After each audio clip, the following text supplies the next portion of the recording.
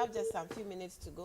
Yep. Do you think Ghanaians should sympathize with the government to help the ailing economy?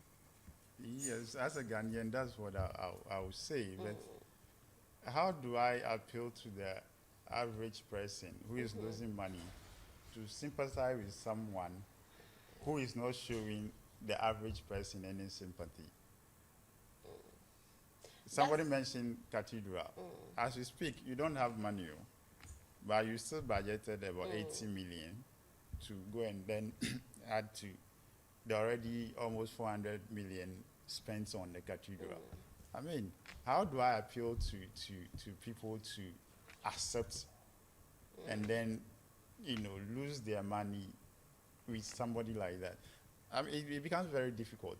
But again, the alternative to this, which is a complete default or total default, it's very chaotic. It will be very, very chaotic, and it will be like a funeral for Mother Ghana. So as much as possible, and I think at this point, and if government is listening, and the number of people who outrightly rejected this, and I'm sure IMF will start telling them, look, if you don't get a buy-in, forget about the deal. I'm not going, and that's the point of it. Do you think this policy would not have any positive impact on the economy? If it will only have a positive impact if government is willing to adhere to fiscal discipline, cut the unnecessary expenditure, streamline government size, undertake only what is necessary. At the time, the average Ghanaian, the average human being, or the average rational person does that.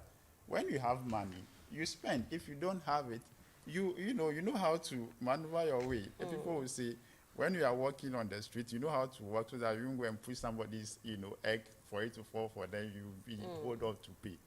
That's how it is. So why should it be different for government? You don't have the money.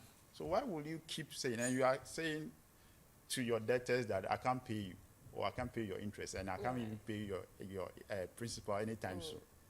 Yet you want to still overspend monies that you don't have.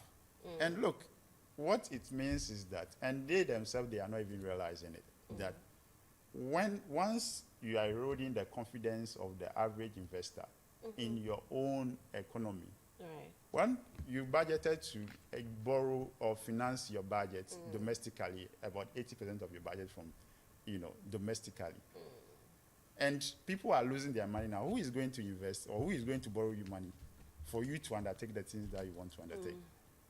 So that is the point of it. And the sooner they realize it and then finish with the domestic and then now go to the external investors, which will even be more difficult than the domestic one. I see. The earlier the better. If not, once the cocoa syndicated loan is finished, we will see the city going through the roof once more. Right. It looks like a lot more discussions needs to be done on this policy. But unfortunately, this is where we draw curtains. Thank you so much for coming. Right. So this is where we end the media review segment of the Breakfast Live show. I've been speaking to Albert Wotorgbui. He is the head of research at Center for Socio-Economic Studies